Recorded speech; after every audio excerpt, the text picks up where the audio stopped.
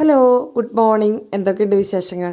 അപ്പം നമ്മുടെ ചെടിത്തോട്ടം കണ്ടിട്ട് പെട്ടെന്ന് കാട് പോലെ തോന്നണമെന്നൊരു കമൻറ്റ് കണ്ടിരുന്നു കേട്ടോ. അപ്പം അപ്പുറത്തെ പറമ്പിലുള്ള പുല്ലും കൂടിയും നമ്മൾ അകലെ നിന്ന് ഷൂട്ട് ചെയ്യുമ്പോൾ കാണുന്നതുകൊണ്ടാണത്. അപ്പം ഞാൻ വിചാരിച്ചു അടുത്തുനിന്നൊന്ന് ചെടിത്തോട്ടം കാണിക്കാമെന്ന് വിചാരിച്ചു കേട്ടോ.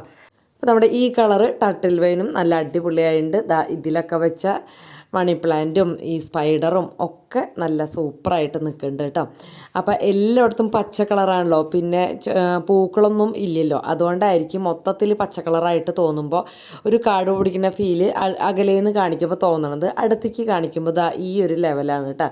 നല്ല കറക്റ്റായിട്ട് നല്ല വൃത്തിയുണ്ട്. നമ്മൾ വീഡിയോയിൽ കാണുന്ന പോലെയല്ല, നേരിട്ട് കാണുമ്പോൾ ഒക്കെ കുറച്ച് കകന്നിരുന്ന് അങ്ങനെ വലിയ കുഴപ്പമില്ല. വീഡിയോയിൽ ഒന്ന് ഗ്രീൻ കളർ ഇത്തിരി കൂട്ടിയും കൂടി കിടക്കാന്ന് വെച്ചാൽ പറയാനില്ല, ഭയങ്കര കാട് പോലെ തോന്നും. പക്ഷേ നേരിട്ട് അങ്ങനെയല്ല, ഇതേപോലെ നല്ല അടിപൊളിയാണ് കേട്ടോ. അപ്പോൾ അത് ഈ ഒരു ചെടി ഒന്ന് മാറ്റി നടണം.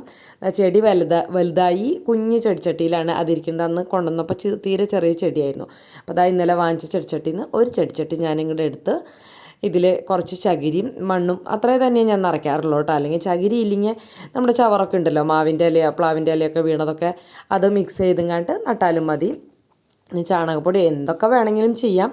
അപ്പം ഞാൻ ഇങ്ങനെ ഇട്ട് അതൊക്കെ മിക്സ് ചെയ്ത് നിറച്ച് ഇപ്പോഴാണ് ആ ചെടിക്കൊരു ഭംഗി ശരിക്കും വന്നത്. ഇത്തിരി വെള്ളം ഒഴിച്ച് കൊടുത്തു കേട്ടോ. എന്നിട്ട് പിന്നെ അതിൻ്റെ സ്ഥാനത്ത് കൊണ്ടുവച്ചു. അപ്പോൾ ഓക്കെ, ബൈ, സീ യു.